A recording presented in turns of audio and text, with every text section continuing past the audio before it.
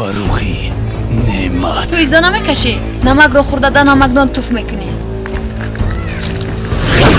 ایجوره هم میفتی یک مدتی مایم بدرالدین جان زندگی میکردم. این خواهری همون بدرالدین است. تو مگر شرم نمیداری که دیده و دونسته بر دوستی خودت خیانت میکنی؟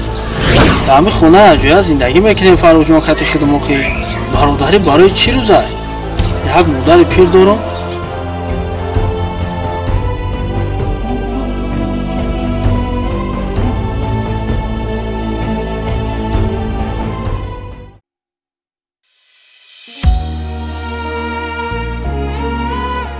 راجان بدرالدین جان السلام علیکم.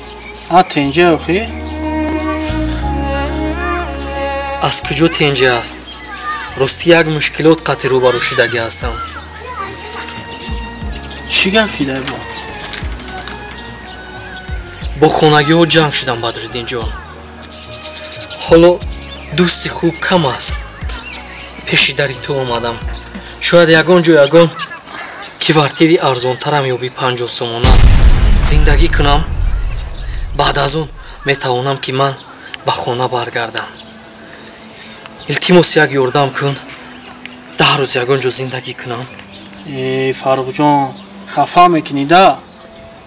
آخه همیجا کتیما میستی آخی خانه ده می هر دمون یک جویا کار میکنی هیچ گل نداره آخی. چی خیل میشه بدرالدین جان؟ در همین خونه اجویا زندگی میکنیم فاروق جان کتی خدمتی برادری برای چی روزه؟ یک مادر پیر دارم یک خواهر استودنت دارم. تشویش نمی شود. باور که من خودم رو ناراحت حس میکنم. اگر تو این رو خواهی هزار رحمت. کجا میری با وجود کوارتیره را از خود زیادی؟ همینجا میستی آخی اجویا کار میکنی؟ مایلش اگر تو روزی باشی بدرالدین جان من نکیت رو فراموش نمیکنم. رفتیم فاروق جان پیش دروی.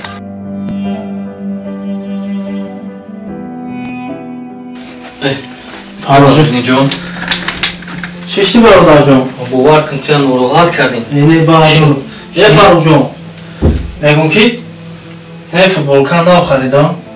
نه فوتبالکا را من پوش یا برور پوشونشم چند روزه با همین فوتبالکا یا نو خریدم برای خود توفش میکنم. این فاروق جان خدا از تو راضی باشد. رحمت فاروق جان. من همه این نکیهای تو رو فراموش نمیکنم. این آب و دستارخونه که هر روز هست یک بار جمع نمی شود از پیش من و مهربانی هایی که تو میکنی از همه مهمش باور کردی من رو در خانه جا دادی فراموش نمیکنم. خیلی نگو خفا میشم فاروق جان بخدا. هزار رحمت. برادری برای همین روزه رحمتی کنم. 100% فاروق جان.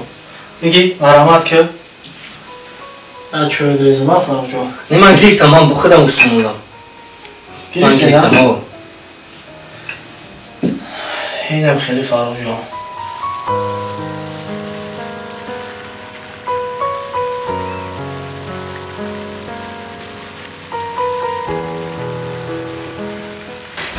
فاروق جان مثل دوخی دوستان یکان روز دیگه بدرالدین جان با همه نون و نمک روزی شد.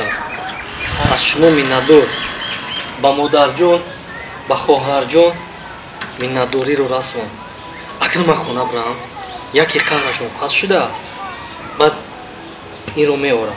نه فاروق جان باشو چه اینو من توفه برادر جان. گم نیست بدرالدین جان. خب فاروق جان حتما پدر و مادر سلام بگو انشاءالله. این فاروق جان اگر خرش پس نشه اوشه بگیو من اجدر دارم. دیگر جوی میرفتگی هم ندارم. خب فاروق جان. مالی خدا نگهدار. خب فاروق جان. خب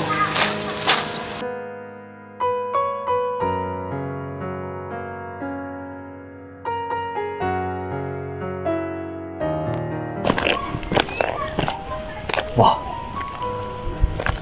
دختر کی باشد؟ من 10 روز در همینجا زندگی میکنم. یگون همسایه بدرالدین شون باشد. فهمیدم در کن این کی هست؟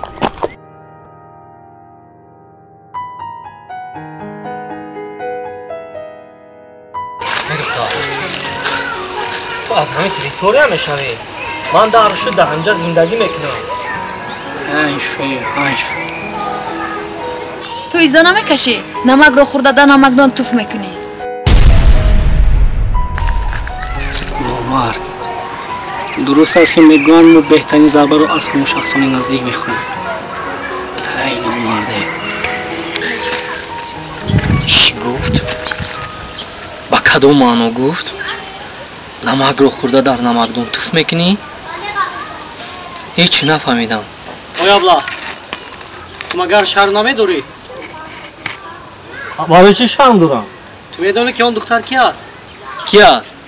اون دختری که تو این حال او را گاه پرتوفته خواهر آنها بهترین رفیقت میشود.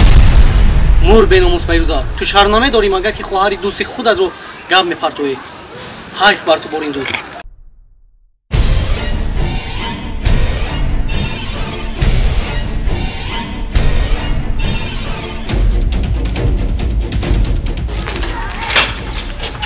السلام علیکم.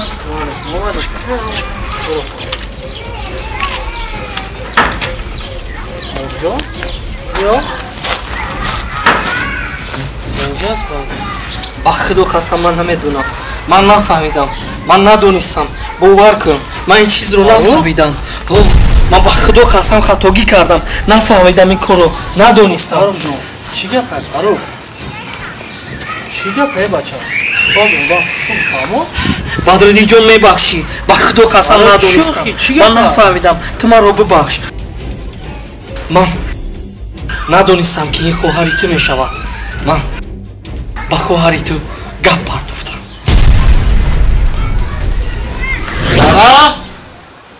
زارا بانو همون کشنو که من رو بگید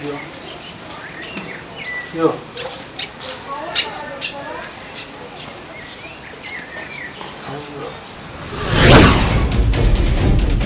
میبخشی بدرالدین جون. با خدا قسم ندونستم.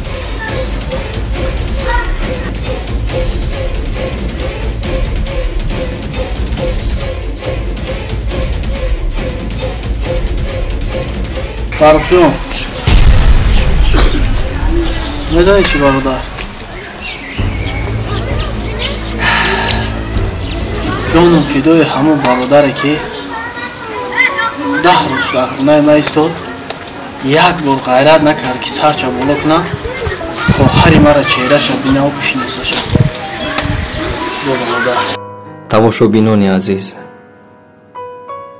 пеш аз оне ки ба як кас бовар месозед, ҳаракат кунед дар бораи ӯ маълумоти бештар дошта бошед, зеро як хатои шумо метавонад на обрӯи шумо балки обрӯи авлоди шуморо бар замин резонад. аз ин хотир ба ҳар касе дӯстӣ месозед, онро 100 маротиба санҷиш гузаронед. беҳуда нагуфтаанд ки рангу рӯи марду номардон якест. солҳо бояд бигардӣ то бидонӣ мард кист.